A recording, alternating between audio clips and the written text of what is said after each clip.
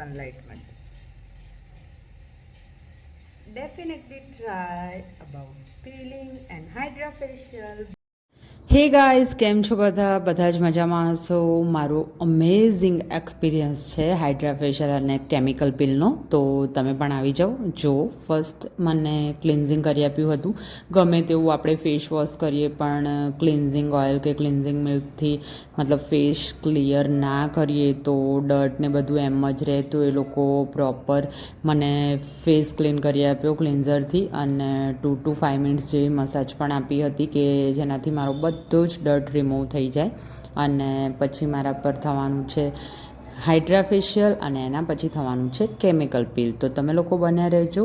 જો એકદમ મારું ક્લિન્ઝિંગ વ્યવસ્થિત રીતે થઈ ગયું અને એના પછી સ્ટાર્ટ થાય છે હાઇડ્રા ફેશિયલ. તમારા લોકોમાંથી ઘણા લોકોએ જોયું હશે કે હાઇડ્રા ફેશિયલ મશીન કેવું હોય છે, કઈ રીતે થાય છે, એમાં કોઈ પેઇન નથી હોતું, કશું જ નથી હોતું. અને ફેશિયલ આપણે કરાવીએ તો ફેશિયલમાં પણ કેવું હોય છે કે 3-4 દિવસ ગ્લો રહે છે અને પછી એઝ ઇટ ઇઝ. તો હું તો તમને ડેફિનેટલી રિકમેન્ડ કરીશ કે તમે લોકો એકવાર ડર્મેટોલોજીસ્ટના ત્યાં જઈને કેમિકલ પીલ કે હાઇડ્રા ફેશિયલ ટ્રાય જરૂરથી કરો.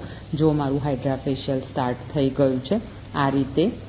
એક મશીન હોય છે અને પ્રેશરાઇઝ પાણીનું થોડું પ્રેશર હોય છે, અને આ રીતે ફૂલ ફેસ પર ધીમે ધીમે સ્ટ્રોક એ લોકો મારતા હોય છે અને બધી જ વસ્તુઓનું ધ્યાન રાખતા હોય છે. તો ડરવાની બિલકુલ જરૂર નથી. પાર્લરમાં એ જ વસ્તુ થાય છે, પણ પાર્લરમાં કોઈ મતલબ એનું નોલેજ નથી હોતું એ લોકોને પ્રેક્ટિકલનું કંઈ જ. અને એમ જ હું કોઈના વિરોધમાં નથી બોલતી, પણ એટલું જ કહીશ કે પાર્લરમાં એ લોકો આપણા સ્કિનના ટાઈપ જાણ્યા વગર અને બધું જ, અમુક લોકો એમ જ તમને રિકમેન્ડ કરી દે કે ચલો તમે આ વસ્તુ કરાવી લો, આ વસ્તુ કરાવી લો. મેં ઘણી બધી વાર જોયું છે, પણ ડર્મેટોલોજીસ્ટના ત્યાં એ જ ફાયદો થાય છે. મારી સ્કિન પહેલાં સરે ચેક કરી હતી ડૉક્ટરે, અને મને પીલિંગ રિકમેન્ડ કર્યું હતું કે આવાળું પીલિંગ પાર્ટી પીલ કરીને પીલ હતું.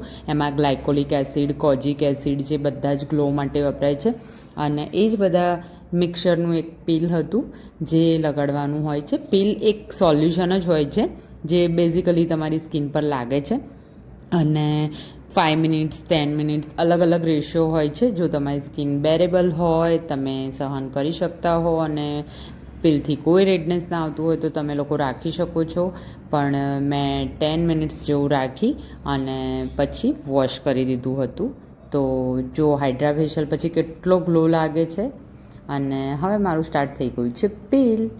પીલ લગાવતી વખતે એ લોકો કહે જ છે કે તમે લોકો આઈઝ એકદમ ક્લોઝ રાખજો, કેમ કે આ એક જાતનું કેમિકલ હોય છે. આનાથી 1-2-3 દિવસ સુધી સોપ કે કશું જ લગાડવાનું નથી હોતું, અને ધીમે ધીમે સ્કિન એક્સફોલિએટ થાય છે.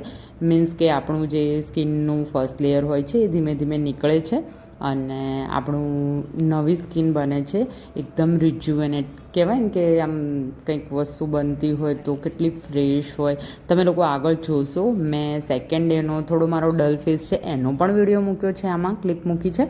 અને પાછળ જે મારો 4 to 5 ડેઝનો આઈ થિંક છે મારી પાસે ક્લિપ, એ પણ મેં એડ કરી છે. તો વિડીયોને લાસ્ટ સુધી જરૂરથી જોજો, તો તમને લોકોને પણ હેલ્પ મળી જશે એક, અને પુશ મળશે કે હાઇડ્રા ફેશિયલ કે પીલ કરાવવું જોઈએ કે નહીં. ઘણા લોકો ડરતા હોય છે કે આમ છે તેમ છે. બસ પ્રિકોશન્સમાં એટલું જ હોય છે કે તમારે મોઇશ્ચરાઇઝર અને સનસ્ક્રીન લગાડવાનું હોય છે, બાકી કંઈ હોતું નથી. જો આટલા સ્ટેપ હોય છે અને ઇઝીલી ફટાફટ તમારું થઈ જાય છે. અને તમે લોકો ક્યાંય કોઈ ઓકેશનમાં જવાનું હોય તો તમે લોકો 1 વીક પહેલાં તમે લોકો મતલબ 4 to 5 ડેઝ પહેલાં તમે લોકો આ પીલિંગની ટ્રીટમેન્ટ લઈ શકો છો.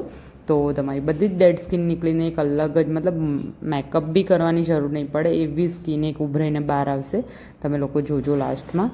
તો વિડીયો કેવો લાગ્યો અને હેલ્પફુલ થયો છે કે નહીં કમેન્ટમાં જરૂરથી કહેજો.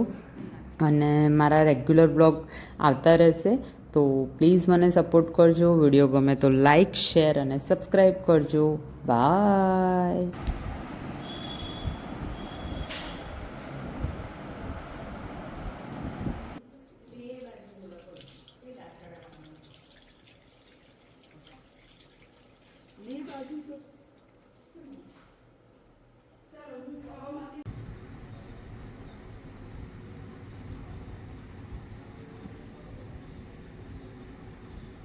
Now you can see my glow, my fresh skin.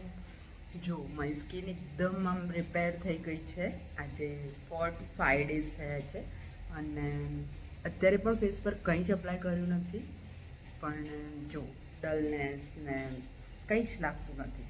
એટલું સરસ લાગે છે સનલાઇટમાં.